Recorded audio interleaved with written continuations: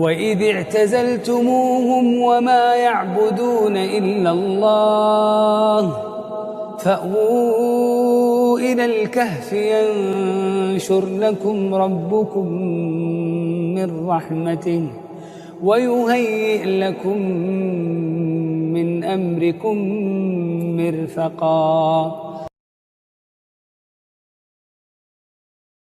بسم اللہ الرحمن الرحیم، الحمد للہ رب العالمین والصلاة والسلام علی رسولہ الکریم، اما بعد۔ آج کی اس مجلس میں حضرت عمر بن خطاب رضی اللہ تعالی عنہ کا ذکر مبارک ہوگا۔ جب آدمی اللہ اور اس کے رسول کا غلام بن جاتا ہے تو پھر اللہ تبارک و تعالی ساری دنیا کو اور ساری دنیا کی چیزوں کو اس کا غلام بنا دیتے ہیں۔ حضرت عمر رضی اللہ تعالی عنہ کی حکمرانی بھی انسانوں پر تھی، جانوروں پر تھی، درندوں پر تھی۔ ایک آدمی آپ کو قتل کرنے کے لیے آیا تو شیروں نے آپ رضی اللہ تعالی عنہ کی حفاظت فرمائی۔ آپ کی حکمرانی ہے ہوا کی لہروں پر۔ مسجد نبوی میں منبر پر تشریف فرما ہے۔ یمن کے علاقے میں حضرت ساریہ رضی اللہ تعالی عنہ فوج کے ساتھ، مجاہدین کے ساتھ وہاں پر دشمن سے مقابلہ کر رہے ہیں۔ حضرت عمر رضی اللہ تعالی عنہ نے یہاں سے آواز لگائی، یا ساریہ الجبل،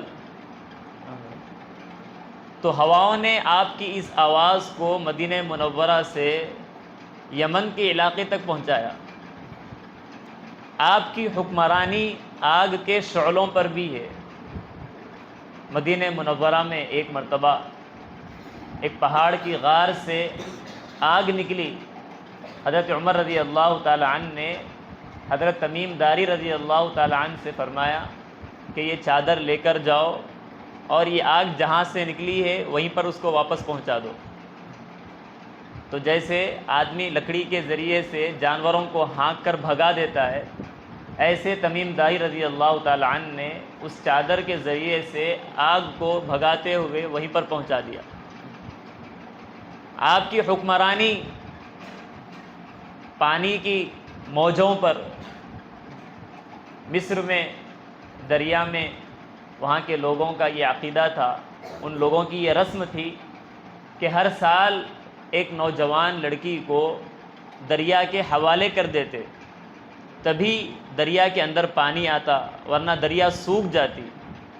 حضرت عمرو بن عاص رضی اللہ تعالی عنہ نے حضرت عمر رضی اللہ تعالی عنہ کو خط لکھا۔ حضرت عمر رضی اللہ تعالی عنہ نے خط لکھا، ایک تو حضرت عمرو بن عاص رضی اللہ تعالی عنہ کو، اور دوسرا خط لکھا اس دریا کے نام، کہ وہ خط کو جب دریا میں ڈالا گیا تو پھر دوسرے دن تقریباً دریا خوب بہنے لگی، کہ اس دریا میں انہوں نے یہی لکھا کہ اگر تو اللہ کے حکم سے چلتی ہے تو چل، ورنہ ہمیں تیری ضرورت نہیں ہے۔ آپ کی حکمرانی دنیا کی ایک ایک چیز پر آپ کو ظاہر ہوں گی۔ مٹی پر بھی، زمین ایک مرتبہ مدینہ منورہ میں ہلنے لگی، زلزلہ آنے لگا۔ حضرت عمر رضی اللہ تعالی عنہ نے اس پر ایک درہ مار کر کہا، کیا عمر تیرے اوپر عدل اور انصاف نہیں کر رہا ہے جس کی وجہ سے تو ہل رہی ہے؟ تو زمین بھی حرکت کرنا بند کر دی۔ تو جب تک ہم کسی کے غلام نہیں بنیں گے اس وقت تک دنیا کے امام بھی نہیں بن سکتے۔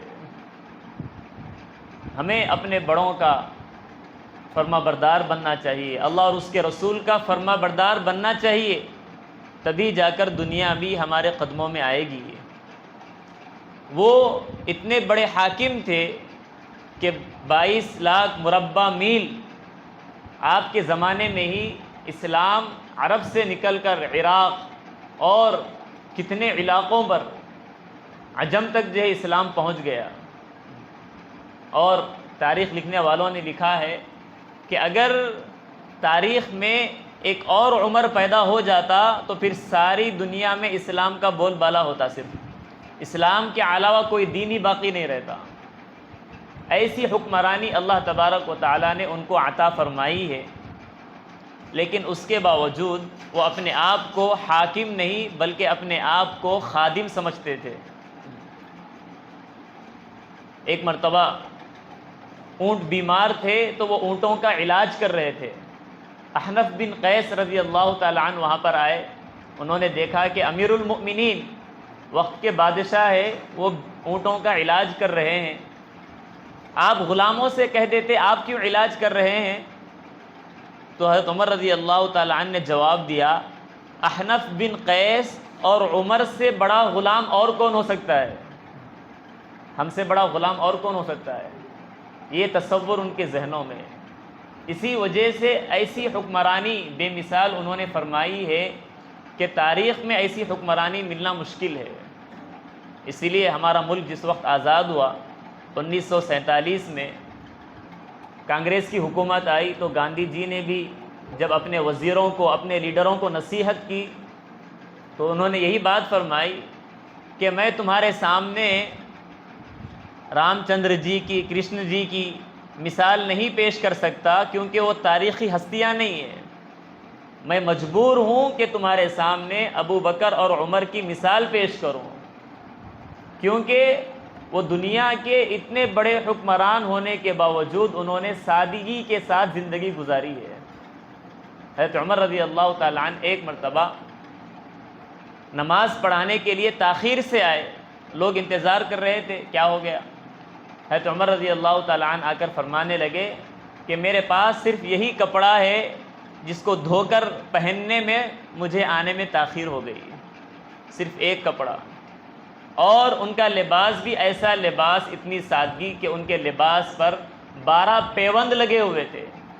آج تھوڑے سے کپڑے پرانے ہو جائے تو معمولی سے معمولی آدمی بھی اسے پہننا گوارا نہیں کرتا، کیونکہ ان کے ذہنوں میں یہ بات بیٹھی ہوئی ہے کہ ہماری عزت کپڑوں کے ذریعے سے نہیں ہے، ہماری عزت یہ مال و دولت کے ذریعے سے نہیں ہے، ہماری عزت یہ حکومتوں کے ذریعے سے نہیں ہے، بلکہ ہماری عزت جو ہے وہ حضرت رسول اللہ صلی اللہ علیہ وسلم کی غلامی کرنے میں ہے۔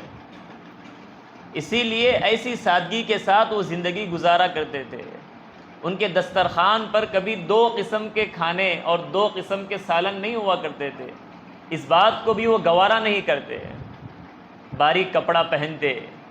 ان کے بیٹے بھی ایک مرتبہ اچھے شاندار کپڑے پہن کر، خوب کنگھی وغیرہ کر کے، بال سنوار کر، خوب اترا کر باہر نکلے تو حضرت عمر رضی اللہ تعالیٰ عنہ نے ان کی تربیت کی اور انہیں کوڑا مارا۔ حضرت حفصہ نے پوچھا کہ تم اسے کیوں مارتے ہو؟ حضرت عمر رضی اللہ تعالیٰ عنہ نے فرمایا کہ اس کے اندر مجھے غرور نظر آ رہا ہے، اس لیے میں اس کے نفس کو ذلیل کر رہا ہوں۔ ایسا ہی نہیں ہے، بلکہ اتنی ساری فضیلتیں ہونے کے باوجود کہ اللہ کے نبی نے فرمایا کہ اگر میرے بعد کوئی نبی ہوتا تو وہ حضرت عمر رضی اللہ تعالیٰ عنہ ہوتے ہیں، اور سارے کے سارے صحابہ تو مرید رسول ہے، حضرت رسول اللہ صلی اللہ علیہ وسلم کے چاہنے والے ہیں، لیکن حضرت عمر رضی اللہ تعالیٰ عنہ تو مراد رسول ہے کہ جنہیں اللہ کے نبی صلی اللہ علیہ وسلم نے مانگا ہے کہ اللہ 2 عمروں میں سے کسی ایک کے ذریعے سے اسلام کو عزت بخشیے، تقویت بخشیے، تو اللہ تبارک و تعالیٰ نے حضرت عمر رضی اللہ تعالیٰ عنہ کے حق میں اس دعا کو قبول فرمایا۔ حضرت عمر رضی اللہ تعالیٰ عنہ کو اللہ کے نبی صلی اللہ علیہ وسلم نے مانگا ہے، جن کے آنے کی وجہ سے اسلام کو عزت ملی، کعبۃ اللہ میں کھلے طور پر نماز پڑھی گئی، ہجرت کے موقع پر پوری جرأت کے ساتھ کھلے عام اعلان کر کے انہوں نے ہجرت فرمائی ہے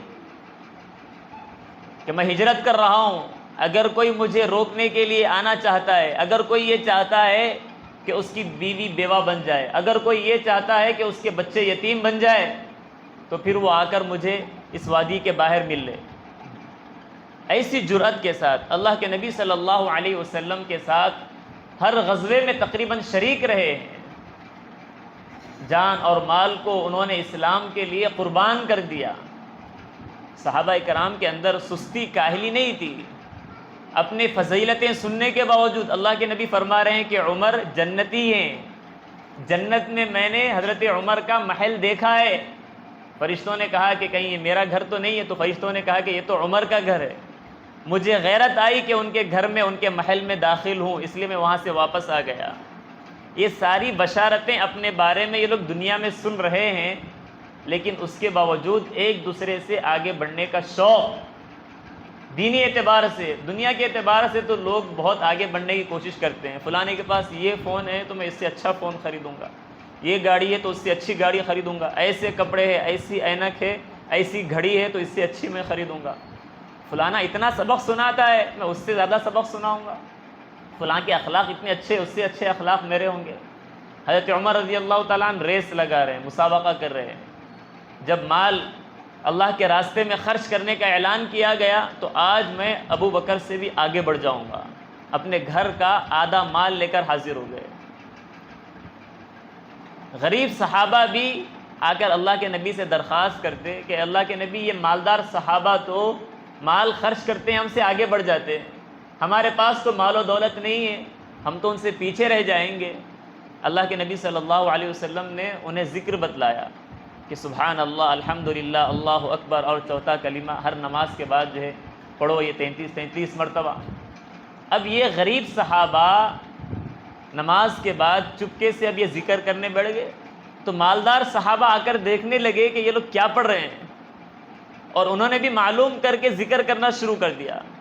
اب یہ غریب صحابہ اللہ کے نبی صلی اللہ علیہ وسلم کی خدمت میں دوبارہ حاضر ہوئے، اے اللہ کے نبی یہ مالدار صحابہ مال بھی خرچ کر رہے ہیں اور پھر ذکر بھی کر رہے ہیں۔ اللہ کے نبی نے فرمایا ذالک فضل اللہ یؤتی من یشاء، یہ تو اللہ کا فضل ہے، اللہ تبارک و تعالیٰ جسے چاہے عطا کر دے۔ تو کچھ بھی نہ ہونے کے باوجود بھی ہر معاملے میں، دین میں ہم ایک دوسرے سے کیسے آگے بڑھ جائیں اس کی انہیں فکر ہوا کرتی تھی۔ اپنے نفس کی اصلاح سے ان سب کے باوجود بھی بے فکر نہیں رہے۔ حضرت عمر رضی اللہ تعالیٰ عنہ ایک مرتبہ مسجد نبوی میں سارے صحابہ کو، لوگوں کو جمع کر دیا، سارے لوگ جمع ہو گئے۔ اس کے بعد یہ ممبر پر کھڑے ہو کر کہنے لگے کہ یہ عمر وہی عمر ہے جو اپنے خالہ کی بکریاں چراتا تھا، جس کی وجہ سے اسے مٹھی بھر کھجوریں ملا کرتی تھی، اس پر اس کا گزارا ہوتا تھا۔ یہ کہا اور کہہ کر نیچے اتر گئے۔ سارے صحابہ حیران ہیں کہ کیا ایسی ضرورت پیش آ گئی تھی کہ بلایا اور یہ دو جملے کہے اور اتر گئے۔ عبد الرحمن ابن عوف رضی اللہ تعالیٰ عنہ ان کے قریب گئے اور جا کر دریافت کیا کیا مسئلہ ہے۔ حضرت عمر رضی اللہ تعالیٰ عنہ نے فرمایا کہ میرے دل میں یہ خیال آیا کہ تو امیر المؤمنین ہے، اللہ اور تیرے درمیان کسی کا مقام نہیں ہے، اب تو مسلمانوں کا خلیفہ ہے، تو میں نے اپنے نفس کو اس کی حقیقت بتلانے کے لیے یہ کام کیا ہے۔ اسی لیے بار بار فرمایا کرتے تھے کہ اپنا حساب کتاب کر لو، اپنا محاسبہ کر لو، اس سے پہلے کہ قیامت کے دن تمہارا حساب لیا جائے۔ اپنی نیکیوں کو، اپنے گناہوں کو تول لو ابھی یہاں پر، اس سے پہلے کہ قیامت کے دن تمہاری نیکیوں کو اور گناہوں کو تولا جائے۔ ایسے ہمیشہ اپنے نفس کی اصلاح کی انہیں فکر ہوا کرتی تھی، بے فکر نہیں تھے میں تو بڑا امیر المؤمنین ہوں، میں تو بڑا عالم دین ہوں، میں تو بڑا مفتی اعظم ہوں، نہیں، بلکہ عوام کی خدمت میں ہمیشہ اپنے آپ کو لگائے رکھتے تھے۔ رات کی تاریکی میں یہی وہ پہلے امیر المؤمنین ہیں کہ جو رات کی تاریکی میں گھوم پھر کر عوام کی خبر گیری کیا کرتے تھے۔ کتنے واقعات ہیں۔ ایک قافلہ آیا راتوں رات، اس میں ایک بڑھیا تھی، اس کے بچے تھے جو بلک بلک کر بھوکے رو رہے تھے، ہنڈی میں وہ پانی صرف ابلوا رہی تھی، پکا رہی تھی تاکہ آواز سن کر بچے سو جائیں۔ حضرت عمر رضی اللہ تعالیٰ عنہ نے اس کا حال چال لیا اور گئے، جا کر گھر سے گھی، آٹا وغیرہ سب اپنے کندھے پر اٹھا کر لائے۔ غلام اسلم نے کہا کہ اسے دے دیجیے، میں اسے اپنے کندھے پر اٹھا لوں گا۔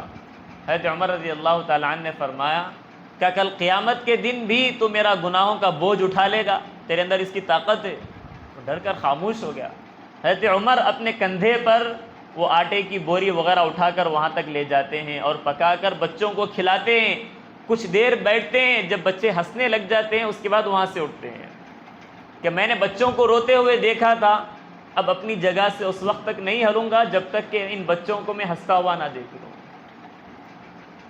اسی طرح ایک خاتون کی حالت درد ذہ میں تھی، بچے کی ولادت کا وقت قریب تھا، اس کا شوہر خیمے کے باہر بیٹھا ہوا تھا، رات میں گشت کرتے ہوئے اس پر بھی نگاہ پڑی اور اس کی بھی انہوں نے مدد کی۔ اپنی گھر کی ملکہ ام کلثوم رضی اللہ تعالی عنہا اپنی بیوی کو اس کے پاس لے کر گئے اور تیل اور جو بھی ضرورت کی چیزیں ہوتی ہیں وہاں پر لے جا کر ان کی خدمت کی، اور باہر وہ چولہے پر پکانے لگے ان کے لیے کھانا۔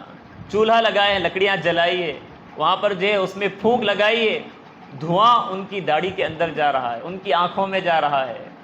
ایسے عوام کی انہوں نے خدمت کی ہے، ایسا ان کے اندر خوف خدا تھا جو انہیں بالکل بے فکر نہیں کر سکتا تھا، اور کہتے تھے کہ اگر فرات کے کنارے پر کوئی ایک بکری بھی اگر مر جاتی ہے تو پھر اللہ کے یہاں مجھے اس کا جواب دینا پڑے گا۔ ایسے حکمران کہاں سے مل سکتے ہیں؟ عدل و انصاف کا یہ عالم تھا کہ ایک مرتبہ حضرت ابی بن کعب رضی اللہ تعالیٰ عنہ اور ان کے درمیان کسی بات میں اختلاف ہو گیا۔ انہوں نے کہا کہ کس سے ہم فیصلہ کرائیں گے؟ ابی بن کعب نے کہا کہ زید بن ثابت رضی اللہ تعالیٰ عنہ سے ہم فیصلہ کرائیں گے۔ اب یہ دونوں گئے حضرت زید بن ثابت رضی اللہ تعالیٰ عنہ کے پاس۔ حضرت زید بن ثابت رضی اللہ تعالیٰ عنہ نے حضرت عمر رضی اللہ تعالیٰ عنہ کو دیکھا تو فرمایا کہ تھوڑا سا اپنی جگہ سے ہٹ گئے کہ آپ بھی آ کر یہاں مسند پر بیٹھے۔ حضرت عمر رضی اللہ تعالیٰ عنہ نے فرمایا کہ تم نے یہ ظلم کر دیا، ہم آپ کے پاس آئے ہیں فیصلہ کرانے کے لیے، آپ ہم دونوں کو ایک ہی جگہ پر بٹھائیں۔ وہ دونوں حضرت زید بن ثابت رضی اللہ تعالیٰ عنہ کے سامنے بیٹھ گئے، حضرت ابی بن کعب اور حضرت عمر رضی اللہ تعالیٰ عنہ۔ وقت کا حکمران اور وزیر اعظم بھی ایسے کٹ گھرے میں کھڑا ہوا ہے، ایسا نہیں کہ اب جن کی حکومت چل رہی ہے وہ جو چاہے کر سکتے ہیں، جن کا اختیار ہے، جن کے اندر طاقت ہے، وہ جو چاہے فیصلے لکھیں گے، جیسے چاہے فیصلے کریں گے، ایسا نہیں ہے۔ بلکہ حضرت عمرو بن عاص رضی اللہ تعالیٰ عنہ جو مصر کے گورنر تھے، ان کا بیٹا، اس کا کسی کے ساتھ مقابلہ ہو گیا دوڑ میں، تو دوسرا آدمی ان کے بیٹے سے آگے نکل گیا، تو عمرو بن عاص رضی اللہ تعالیٰ عنہ کے بیٹے نے اس کے ساتھ ظلم کیا، اس سے کچھ مار پیٹ کی۔ تو وہ آدمی حضرت عمر رضی اللہ تعالیٰ عنہ کے پاس آیا اور آ کر اس نے شکایت کی۔ حضرت عمر رضی اللہ تعالیٰ عنہ نے عمرو بن عاص رضی اللہ تعالیٰ عنہ کے بیٹے کو بلایا، حضرت عمرو بن عاص رضی اللہ تعالیٰ عنہ کو بھی بلایا، ان کے بیٹے کو باندھ دیا اور باندھ کر اس آدمی کے ہاتھ میں کوڑا دیا اور کہا کہ اب تم مارو اس کے بیٹے کو۔ ایسے وہاں پر فیصلہ کرایا گیا۔ تو عدل انصاف کے فیصل پیکر ہیں، فاروق ہے، اسی لیے کہا گیا حق و باطل کے درمیان فرق کرنے والے۔ کتنی ان کی صفات ہے ہم اسے شمار بھی نہیں کر سکتے ہیں۔ محبت رسول تو ان کے اندر ایسی بیٹھی ہوئی تھی کہ جہاں پر اللہ کے نبی صلی اللہ علیہ وسلم کا فیصلہ آ گیا تو پھر اس کے بعد کسی کی بات نہیں سنتے۔ ایک مرتبہ اللہ کے نبی صلی اللہ علیہ وسلم سے آ کر عرض کیا، اے اللہ کے نبی، آپ مجھے ہر چیز سے دنیا کی محبوب ہیں سوائے میرے۔ اللہ کے نبی نے فرمایا کہ تم اس وقت تک کامل ایمان والے نہیں ہو سکتے جب تک کہ میں تمہیں اپنی ذات سے بھی زیادہ محبوب نہ بن جاؤں۔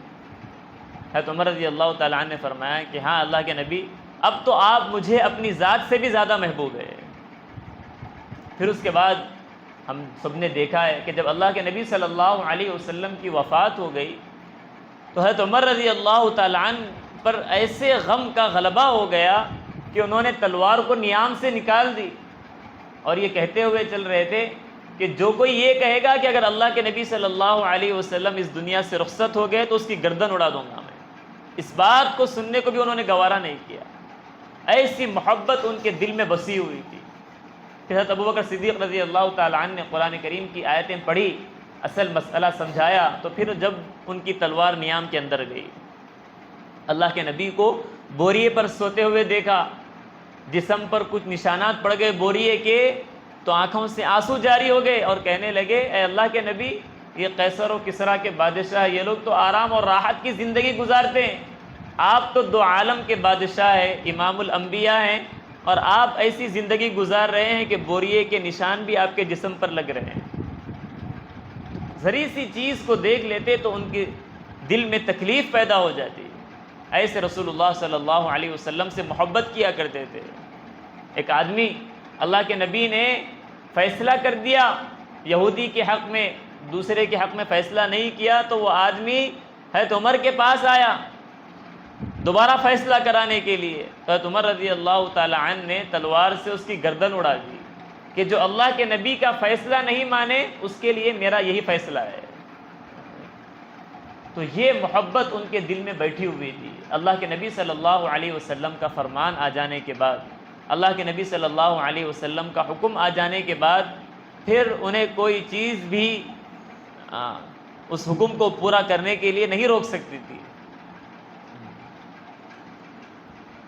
حضرت عمر رضی اللہ تعالی عنہ کے زبان پر اللہ تبارک و تعالی نے حق کو جاری فرما دیا، ان اللہ جعل الحق علی لسان عمر وقلبہ۔ عمر سچ بولتے بھی ہیں اور سچ سوچتے بھی ہیں۔ حضرت عمر رضی اللہ تعالی عنہ ملہم من اللہ ہے، اللہ کی طرف سے انہیں الہام کیا جاتا تھا۔ علامہ سیوطی رحمۃ اللہ علیہ نے قرآن کریم کی 21 آیتیں، 21 ایسے واقعات بیان کیے ہیں کہ جب کسی مسئلے میں کچھ لوگوں کی رائے ایک ہو جاتی اور حضرت عمر رضی اللہ تعالیٰ عنہ کی رائے ایک ہو جاتی تو اللہ تبارک و تعالیٰ نے قرآن کریم کو حضرت عمر رضی اللہ تعالیٰ عنہ کی رائے کے مطابق اتارا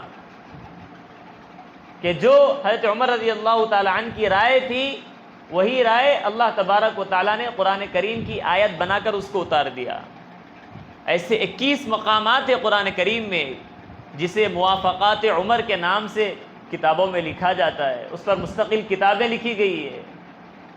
حضرت عمر رضی اللہ تعالیٰ عنہ بار بار فرمایا کرتے تھے کہ شراب کو حرام کر دیا جائے، ہمارے لیے اس کے سلسلے میں واضح حکم بیان کر دیا جائے۔ بار بار مطالبہ کرتے تو شراب کے حرام ہونے کی آیتیں نازل کر دی گئی۔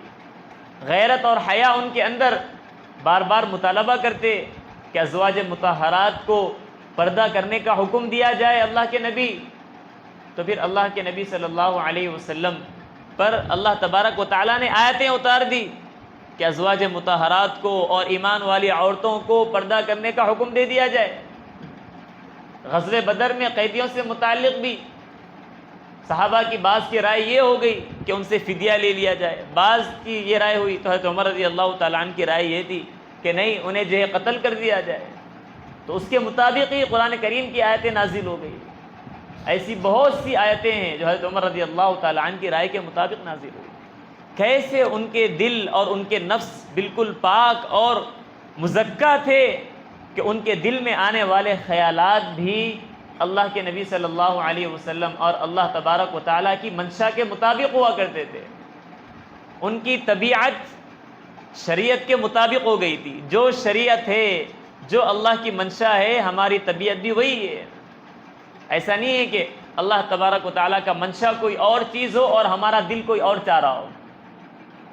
جیسے آج بہت سارے بچے بھی کہتے ہیں کہ ہمارا دل اس چیز میں نہیں لگ رہا ہے، پڑھنے میں ہمارا دل نہیں لگ رہا ہے، نیک کام کرنے میں ہمارا دل نہیں لگ رہا ہے۔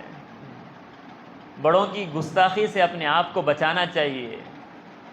حضرت عمر رضی اللہ تعالیٰ عنہ نے ایک شخص سے پوچھا کہ تمہارا نام کیا ہے؟ تو وہ آدمی بالکل ٹیڑے مزاج کا اور گستاخانہ لہجے میں کہنے لگا کہ میرا نام جمرہ ہے۔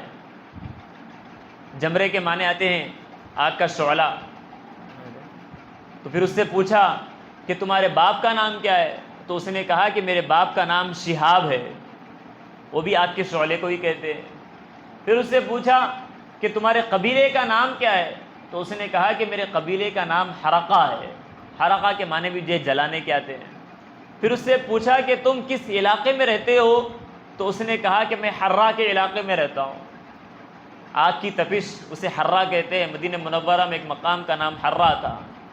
تو اس نے ایسے جواب دیا، حضرت عمر رضی اللہ تعالیٰ عنہ نے اس سے کہا کہ جاؤ اپنے گھر والوں کی خبر لو، تمہارا گھر جو ہے جل کر راکھ ہو گیا ہے۔